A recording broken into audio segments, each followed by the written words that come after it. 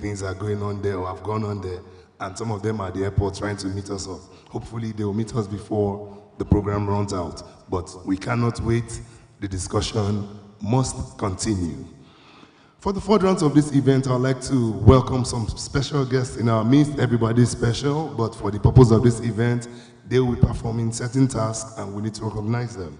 The first person I'd like to recognize is the moderator. When I was younger, when certain things happen, we just say, up NEPA. I don't know what they say these days, but that's what we used to say. So the first person I'd like to introduce is the moderator for this session, in the person of Mrs. Lillian Okenwa. Please put your hands together for her. Please, can you bring her up stage? I'd also like to recognize the presence of Chioma Onyemucheya Uko from FIDA. Please put your hands together for her. I hope I got the pronunciation right. I don't want to see you in court, man. I'd also like to welcome Adeboro Adamson, SAN. Please put your hands together for him.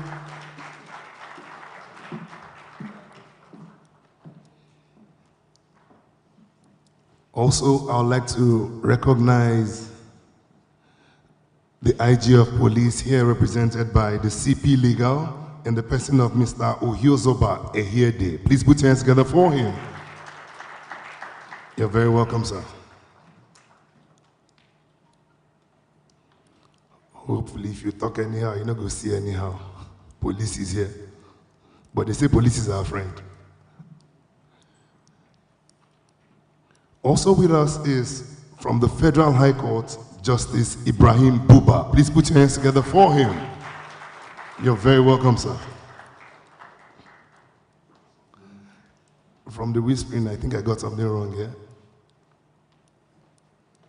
You're welcome, sir.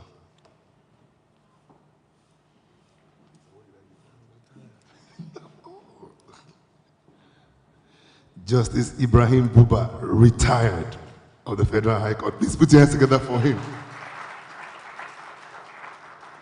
I knew I did something wrong, I just didn't know what it was. Also with us is J.S. Okutepa, SAN. I think he's here somewhere. Is he around? Okay, I'm sure he'll join us. Okay, welcome everybody. For the furtherance of this event, I'd like to welcome from the UNODC, Mrs. Melissa Omene, for an opening remark. Please put your hands together for her.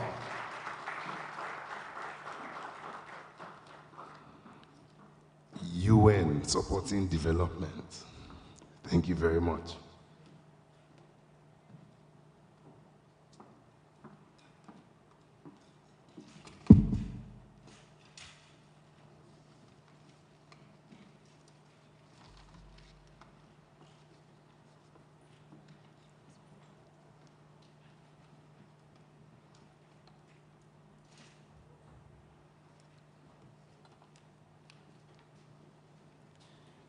Good morning, my lords, ladies and gentlemen. My name is Melissa Omene. I am the National Project Officer for the United Nations Office of Drugs and Crime here in Nigeria. I bring warm regards from the country representative, Dr. Oliver Stolpe, who unfortunately couldn't be with us here today due to prior commitments. I have with me, his goodwill message, which I shall deliver on his behalf. Excellencies, my lords, ladies and gentlemen, I am delighted to be represented at this important conference, which aims to foster accountability and nurture public confidence in the judiciary's constitutional functions. Indeed, from the quality of esteemed panelists and participation, I do not doubt that discussions today will serve as the desired catalyst for the change needed in judicial services. Ladies and gentlemen, you will agree with me that promoting judicial integrity begins with ensuring the right caliber of persons are appointed as judges. The second corruption survey conducted by the UNODC with the National Bureau of Statistics in 2019 found that 20% of court users had been confronted with a request to pay a bribe. Additionally, judges in Nigeria are often subjected to various pressures that can compromise their ability to perform their functions efficiently and effectively. Hence, UNODC partnered with the Konrad Adenauer Stiftung, or KAS, in 2021 to undertake a study of the existing system and processes of selection and appointment of judges in Nigeria, with a view to recommending strategies for strengthening the systems, drawing on regional and international good practices. The working paper, Selection and Appointment of Judges in Nigeria, which can be found on our website, recommends a revised procedure for the selection of judges from the point of identification and publication of vacancies, that is the notice of vacancies, expression of interest, etc., to the shortlisting of candidates, i.e. candidates who have met the criteria, as well as the composition of the entities involved in the process. Worthy of note in a forum of this caliber is the fact that the Chief Justice of Nigeria, Honorable Mr. Justice Olukayode Ariwoola, GCON, established in 2022 a subcommittee of the National Judicial Council charged with the mandate to handle matters related to the selection of judges, including the criteria to be taken into account. The Committee on Guides and Modalities for the Interview of Aspirants to the Superior Courts of Record's existence is a positive indication of an increased appetite and perhaps readiness of the National Judicial Council to engage with the level of judicial reforms recommended in documents such as the working paper of UNODC and KAS. Indeed, the recommendations of the paper have been largely well received by the committee, who continues to consider partnership towards practical reforms. I therefore commend the Chief Justice of Nigeria and the National Judicial Council for placing the integrity of the judicial selection and appointment process on its agenda. I would also like to take this opportunity to commend the organizers, TAP Initiative, for putting together this conference, as I look forward to productive and enlightening discussions today, and more importantly, to seeing the objectives of the conference achieved. Thank you very much.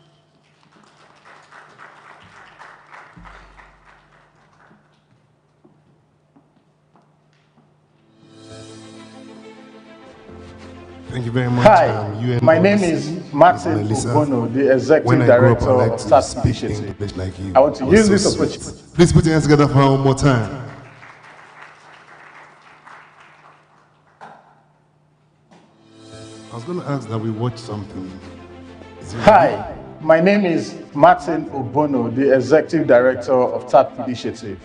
I want to use this opportunity to invite you to our Judicial Accountability Conference holding on the 1st of March 2024 at Yara. Thank you very much. Thank you very much. I just wanted you to see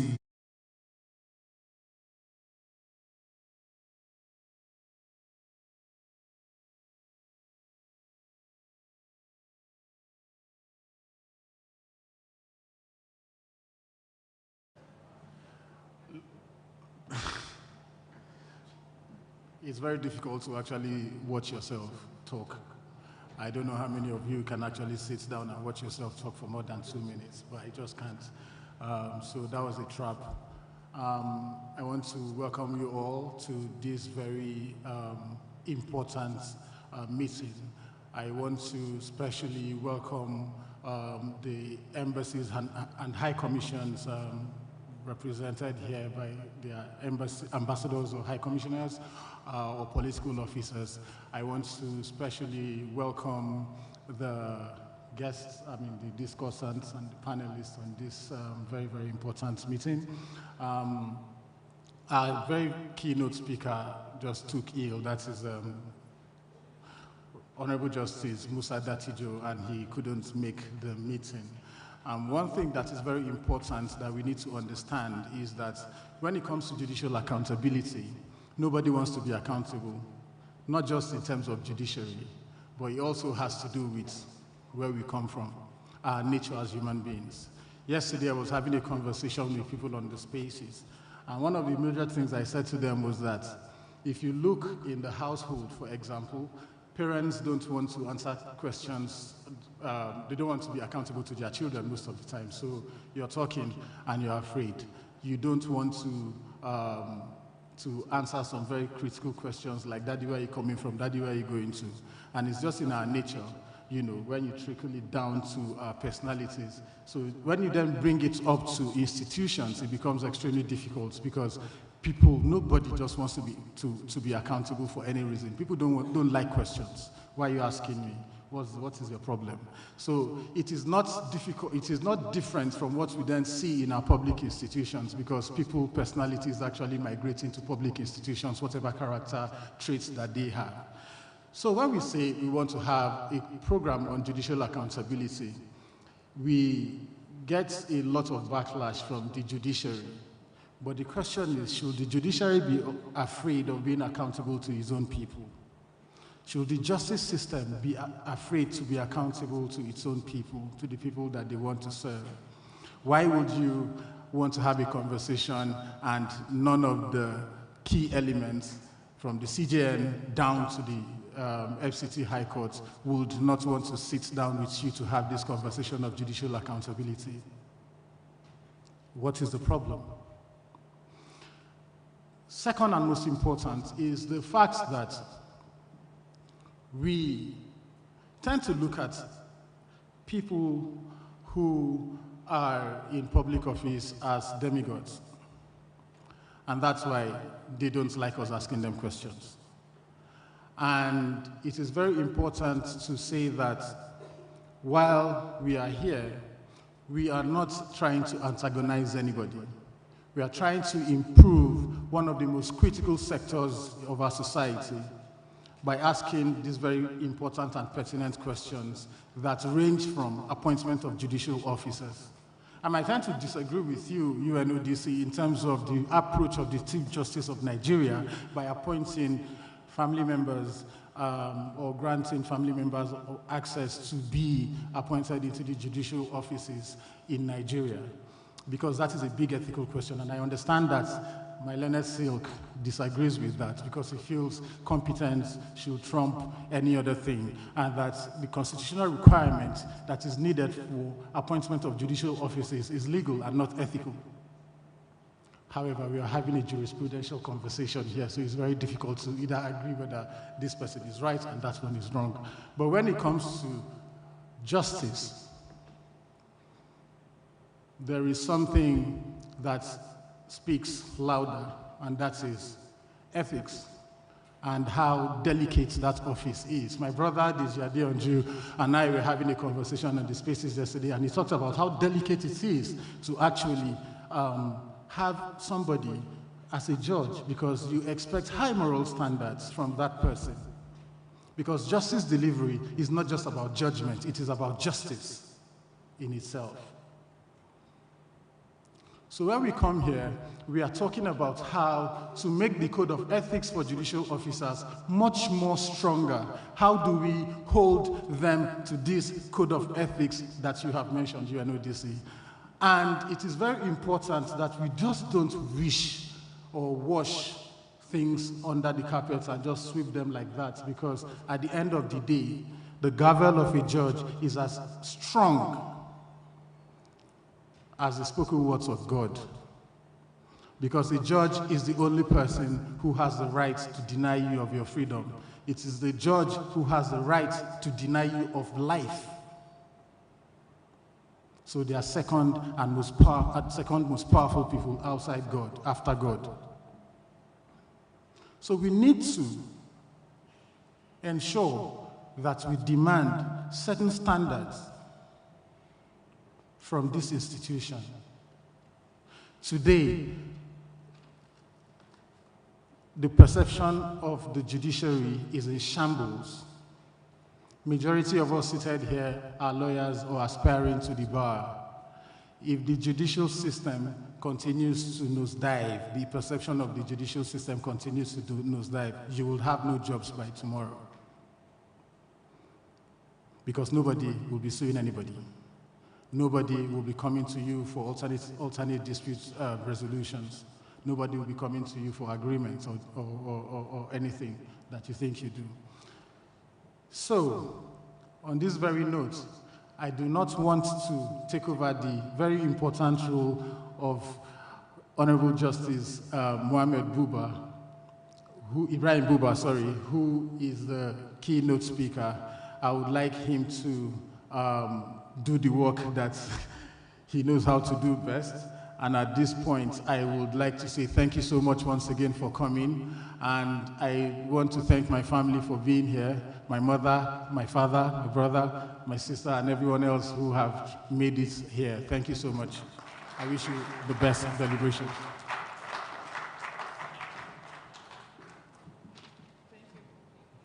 You already set the ball rolling, and I don't think there's much to add.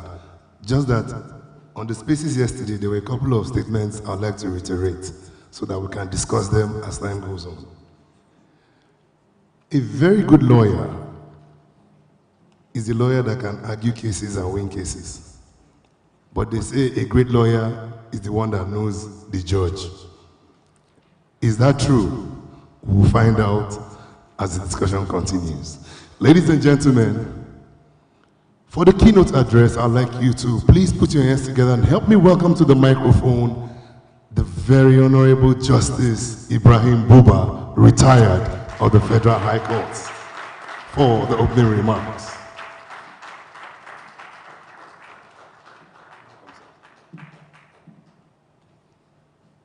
Good morning. I crave your indulgence to stand on the existing protocol. But on a less controversial note, I want to quickly enter a caveat and tell you in the legal profession, we value seniority. We cherish knowledge. About a week ago, whilst resting as a retired judge, a senior colleague in the profession called me and that he was to participate in this program, but he would not be able to attend. He's suggesting the organizers should get across to me. I said, as the court pleases, my lord. That is how we are trained, and that is how we are brought up. That you will be the chairman. And I looked at the program. A justice of the Supreme Court was to deliver a keynote address in the person of Honorable Justice Datinjo Mohammed, and I was to chair the panel for discussions. I said, it's the labor I delight. About 2-3 days ago again, the organizers called me to tell me Justice Datinjo is unavoidably absent. But my lord, as chairman, will you also be willing to deliver the keynote address? Again, I answered, it is the labor I delight. And I took on me to deliver the keynote address, as well as come and also chair the panelists. But on a more serious note, I've been under the weather 2 days ago, coughing. I said, how do I balance this? Having promised these young men that I'm going to come, how do I come on national television and then be coughing? Because I'm under the weather. And I came in here 30 minutes before 9 o'clock. To my amazement, nobody was here.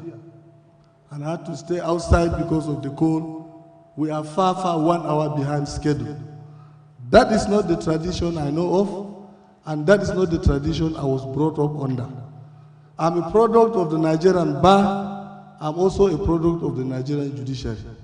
I'm not holding forth for the judiciary. I'm a retired judge. I'm free to talk. But I can tell you, the chief executive, in your remarks, you've alluded to the fact. That's why I say I'll start on the less controversial note, that the judiciary will not want to be accountable. That is not true. What evidence of accountability do you need other than calling a retired judge to come and discuss and also even agree at the dying minute to come and give you a keynote address? We must understand the nature of the judicial office and the code of conduct for judicial officers. No judicial officer will come in public to sit down and defend his judgment. His judgment, if it's a trial court, are defended by appellate courts. I think the problem we have is that because of the polity, even the learned, I put so-called learned, we forget the law. And then we jump into other things. I don't think any judiciary anywhere will be afraid to account. The judiciary in any part of the world, it's good to have money. It's good to have things money can buy. It's also good to have things money cannot buy. Honor and integrity. It is only the judges that can sit down and decide people's fate. In that regard, I represent the Nigerian bar. I also represent the Nigerian judiciary. In the next few minutes, you will hear me, and then it will set the ball rolling for the turn of the discussion. I want you to disabuse your mind. No judge is afraid of talking, but the code of conduct does not allow him to go to the press to talk about his judgment, except probably if you are retired like me. Even when you are retired like me, it will take you to be very careful and very circumspect. Don't get carried away and get deluded by what is happening in the polity and the political system of our country and think that the judiciary in Nigeria is different. It's like any other judiciary in the Commonwealth, common law countries. Having said that, I call them less controversial. The key was to be discussed by the assembled learned gentlemen and legal experts this morning are twofold: judicial accountability and public trust in the legal system. I thank the organizers for finding us worthy to deliver the keynote address as well as chair the panelists in the discussion. Africa indeed wasn't a tabula rasa, so also Nigeria. When the colonial imperialists invaded us, took our brothers and ancestors in slavery, and imposed on us political, ideological systems of administration of justice and a legal system. Accountability, I won't bore you, simply means the quality or state of being accountable, an obligation or willingness to accept responsibility or to account for one's actions. The impact of judicial accountability and public trust in the legal system underscores justice, equity, rule of law, and justice delivery sectors. Members of the legal profession who struggle to see that justice is dispensed in the resolution of disputes in order to maintain social equilibrium, work assiduously to ensure that the word or understand the word justice that is simple but at times very difficult. When people who are aggrieved approach the court and get judgments, they will say the judge is good. And by extension, the judiciary is also good. On the other hand, when they approach the judiciary and they fail to get justice, the judge is bad, and also by extension, the judiciary. Even sometimes, to the learned bodies, sometimes it's what we call Murphy law for lawyers. What does that mean? When the facts are against you, argue the law. When the law is against you, argue the facts. When both facts and law are against you, yell at the judge and accuse him of bias. We are all accustomed to it, and we are used to it. In the Nigerian legal system, you cannot be a member of the bench in all our superior courts, except if you are a lawyer. So by extension, every member of the judiciary, every member of the bench is also a member of the bar. So the quality of the bar you get reflects the quality of the judiciary. You can't divorce the two.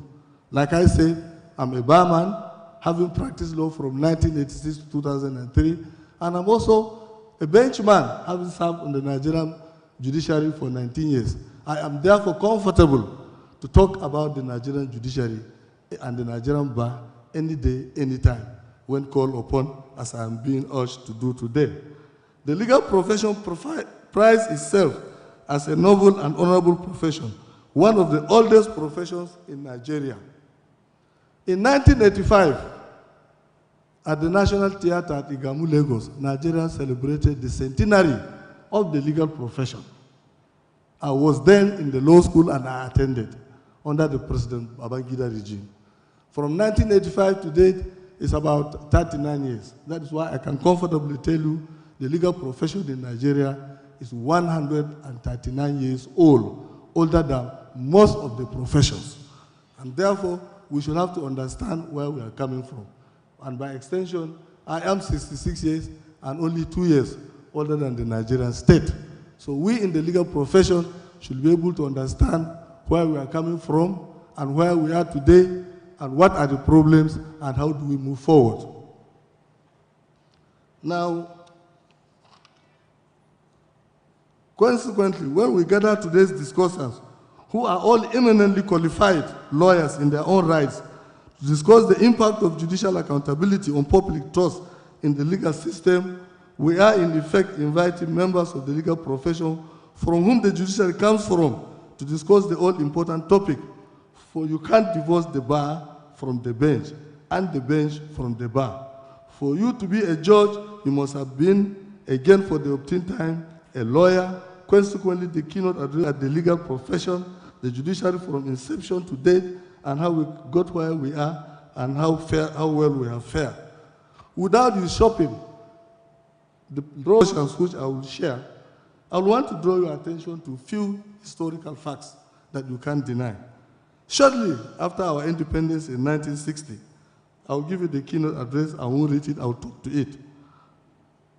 There is a paper delivered by Gambari, J as he then was, later Court of Appeal, and the present Emir of Ilorin at the University of Maiduguri Law Student Associations. He took a historical perspective and came down to where we were then in the early 80s.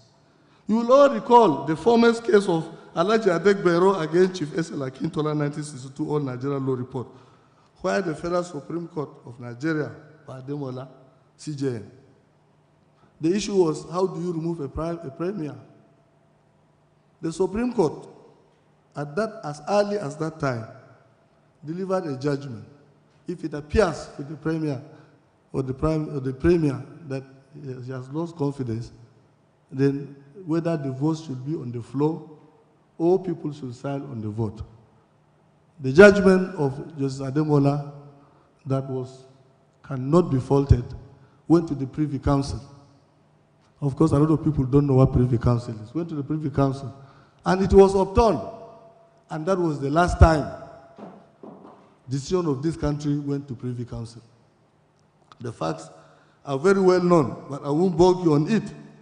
But happily, in a similar case of Sarawak against Sri Lanka, the words lost confidence of the majority were the operative words. There were also 22 out of 44 members of the Assembly who signed the paper to dismiss the Premier. This is the case of where the higher court of that country went bold to express preference for the reason of the learned Chief Justice of Nigeria as against that of Privy Council. That court agreed that loss of support for the leadership be waged on the floor of the House. But in view of the adherence to the doctrine of stare decisis, it went further to add that their Premier could not be removed, as was the case in Nigeria, because the operative words in Sarawak were not lost hope, but lost confidence of the majority of members of the House. Therefore, loss of confidence implies some kind of secret balloting. Furthermore, it decided that only 22 out of 44 signed the paper for the removal of their Premier. And since 22 is not the majority of 44, the attempted removal must fail.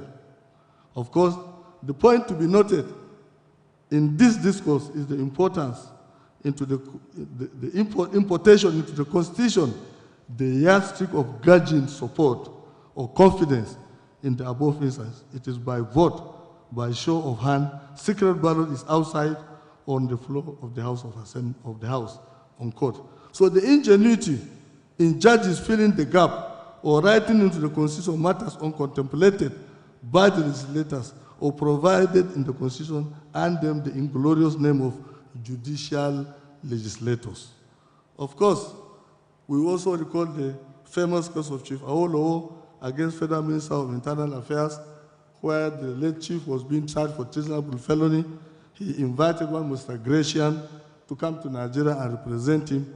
Of course, our own Nigerian courts, through both judicial activism, interpreted the provision of our Constitution, i.e. a legal practitioner of your choice must be one qualified to practice in Nigeria. Indeed, it is the word of Saudo Domaje, as he then was, that it only runs in Nigeria. The cultural consequences of this is the legal representative contemplated in Section 21(5)(c) ought to be someone in Nigeria, not outside Nigeria. Of course, then you could see constitutional law was developing vis-a-vis other areas of the law until the military struck in January 1996. In 1996, what happened? The military, when they came, they did not pretend that it was a coup or it was a takeover. Then there was, they said the civilian government having ceased to function, the military are invited, of course, to come and take over power. Of course, what is discerning to all learning minds was, for you to come and be invited to come and take over, there must have been a provision in the 1963 Constitution. There was no such thing. And for you even to be invited by the civilians, the Prime Minister should have presided over the Council of Ministers. Of course, Balewa was abducted and killed. Who was it that invited them? So the words of Sir Victor Orinso and Deep Cherima, who presided, the Supreme Court had no basis. And the Supreme Court, in the case of Lakami, clearly said what happened in 1966 wasn't a coup, but the voluntary handing over. So the rights of Lakami could not be violated. What did the military do in response? Of course, they came up with Decree 28 of 1970. The federal military government supremacy and enforcement, and said what happened in 1966 was a coup d'etat and it was a revolution. It wasn't a voluntary handing over. And since then, we have been subjected to decrees and edicts. And even then, the Nigerian judiciary, you could see, were very bold. Of course, we knew how the decrees came, suspended the provisions of our constitution. Well, I gave you a caveat that I'm under the weather. I think if the organizers can have me a glass of water so that I don't cough on national television. I've not seen anybody talking and coughing. Help me with a glass of water, please. So, constitutional law was developing vis-a-vis other areas of the law until the military struck in 1966. The Supreme Court tried to curtail, even in that circumstances, get a glass, please, the excesses of the military. That is how we fared. And until 1979, when the Second Republic was ushered, again, the Nigeria, you recall, the Nigerian judiciary, what they did in the case of Chief Obafemi Awolowo against Shehu Shagari on 12 to 10. Of course, I have that in my keynote address from page 9 to 29 of 29 to 9 of 29. You can read it and understand how they interpreted the provisions of the Constitution, and indeed, compare that with our recent decisions on the role of the FCT on 25%, and see whether the judiciary has really lived up to expectation. And it is tempting to say, come on, this keynote address man is a judge. What do you expect if he would defend judiciary? But compare it to what happened then in the Second Republic under the Shagari regime. But even under the Second Republic, the case of Abraham Adesanya and the President of the Federal Republic of Nigeria came to mind. The Nigerian Supreme Court was in no doubt.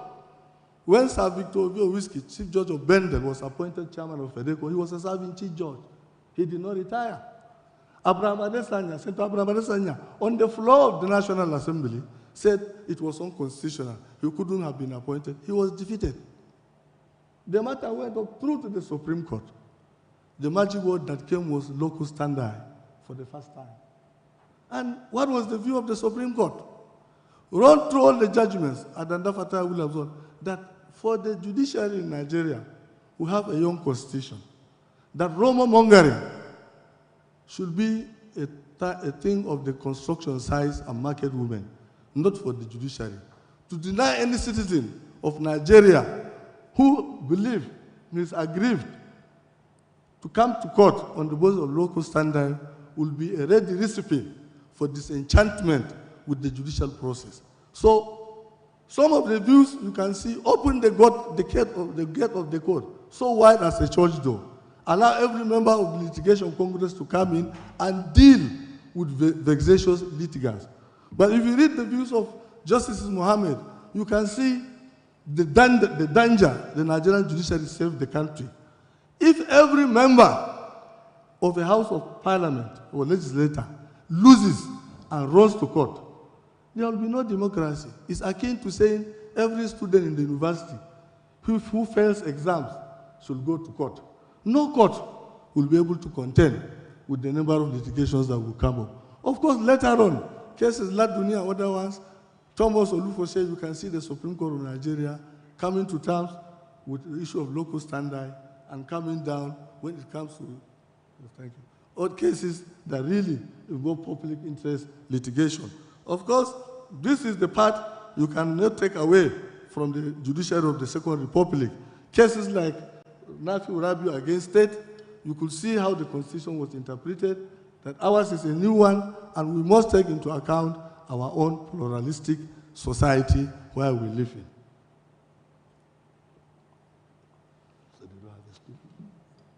Again, the instances of judicial inroad into interpretation of the Constitution is not new. That has been the instances in the US. Cases like Plessy against